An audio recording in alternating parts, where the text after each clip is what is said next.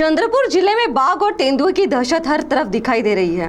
वहीं चिमूर तहसील में कुछ दिनों पहले बाघ के हमले में एक महिला की जान गई थी। वहीं आज 21 मई को एक बार फिर बाघ ने तहसील के मासड़ में 4 पालतू जानवरों का शिकार किया। चिमूर तहसील में बाघ की दहशत लगातार जारी है। गौरतलब है, कुछ दिनों पहले तहसील के करवड़ा में बाघ के हमले में एक महिला की जान गई थी। यह घटना ताज़ी रहते ही आज 21 मई को चिमूर तहसील के मासड़ में बाघ ने हमला कर 4 जानवरों का शिकार किया, जिसमें एक दुधारू गाय, बैल जोड़ी, बछड़े का समावेश है। तो आइए सुनते हैं इसके संबंध में इन जानवरों की मालकिन सुनीता नागोसे ने सिटी प्रतिनिधि बालू सातपुते को क्या जानकारी दी। आज सकाळी जनावरावर जो 2-4 वाजता जनावर हमला झाला, तुम्हाला कशी माहिती झाली ना, काय वाटते तुम्हाला? जेव्हा हे फुल लावून होता तो का नाही हेकडा तिकडा होऊन होता, टाटवा आलं थोडंसं सरकवून होता, मग टाटवा काढल्याबरोबर ढोरं निघते, माझे आवाज देते म्हणून मी ते काढलं तर आवाज काम नाही देत म्हणून मी राहून पाहिलं तर सप्पा मारून होते ते उठाले।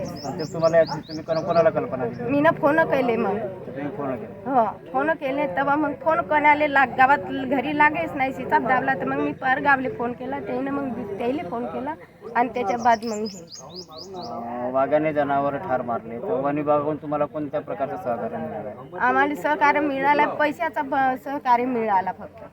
किती पैसे दिले वन विभागाने? 50,000 मिळाले आता।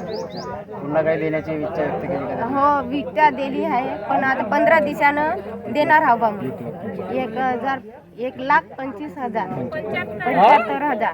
तुम्हाला जे पैसे मिळणार आहे तर त्यातून तुम्ही समाधानी आहात का? नाही, मी समाधान नाही आहे। माझी जे गाय होती त्यानंच मला समाधान होता, म्हणजे काहून जनावरांना मला जेवढं समाधान भेटत होता तेवढा मला पैशानं भेटतच नाही समाधान। त्या आलेल्या पैशात तुम्ही काय करणार? आता त्या पैशानं मला एक गाय तरी घ्यावाच लागा। वहीं इस मौके पर मासड़ ग्राम पंचायत के सरपंच विकास धारने तथा सामाजिक कार्यकर्ता आसिफ शेख ने तत्काल बाघ का बंदोबस्त करें और पीड़ित को मुआवजा देने की बात कही। त्यांचे 4 जनावर वाघाने ठार केले आणि तुम्ही या गावचे नागरिक आहात, तर यांना मदत मिळावं प्रयत्न करा। आपण सकाळी या ठिकाणी आलो, जशी बी घटनेची माहिती झाली या ठिकाणी आणि त्या ठिकाणी आपण सर्व स्पॉटला बघितलं आणि त्यानंतर सर्व फॉरेस्टवाल्याला फोन केलं।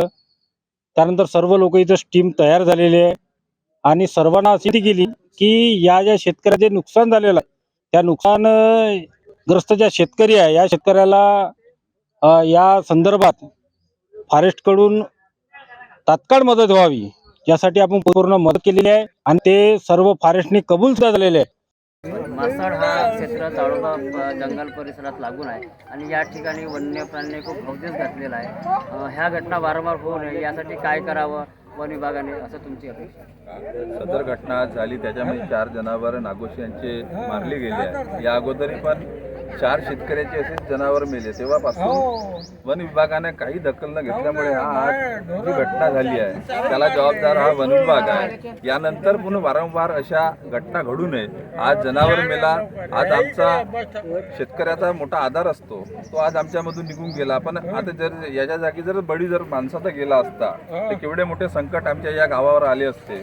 तेव्हा माझी सर्वांना विनंती आहे, वन विभागाला विनंती आहे की या वाघाला, नरभक्षी वाघाला तात्काळ जेरबंद करावा, हीच मागणी है माझी। इस घटना के दरमियान पूर्व जिला परिषद सदस्य गजानन बुटके, सातारा ग्राम पंचायत के सरपंच गजानन गुड़घे, सामाजिक कार्यकर्ता आसिफ शेख, मासल ग्राम पंचायत के सरपंच विकास धारने, इन्होंने सुनीता नागोसे को ढाढ़स बनाते हुए वन विभाग अधिकारियों से अधिक मात्रा में मुआवजा मिले ऐसी मांग की।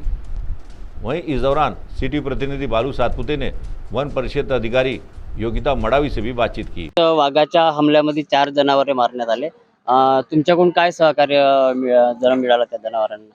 आज जे वाघाच्या हल्ल्यामध्ये जे जनावर मारले गेले, सुनीता मारुती नागोसे यांना मी तत्काळ 50,000 रुपयाची मदत केली आहे आणि बाकीचे डॉक्युमेंट झाल्यानंतर 1 लाख जे काही शासनाच्या धोरणानुसार जे काही रक्कम पडेल ती मी देण्यात लवकरात लवकर देण्याचा प्रयत्न करेन। आज वाघाने हमला केला आणि वाघ पुन्हा या ठिकाणी येऊ शकतात, तर त्याच्यासाठी काय बंदोबस्त? त्याचा मी प्रोटेक्शन करेल। मी संध्याकाळी माझा पूर्ण PRT टीम किंवा माझा पूर्ण स्टाफ घेऊन मी गस्त करणार, फटाके फोडणार आणि त्या वाघाचं मी व्यवस्थित नियोजन करणार की तो इथे आला नाही पाहिजे आणि परत काही घटना घडल्या नाही पाहिजे।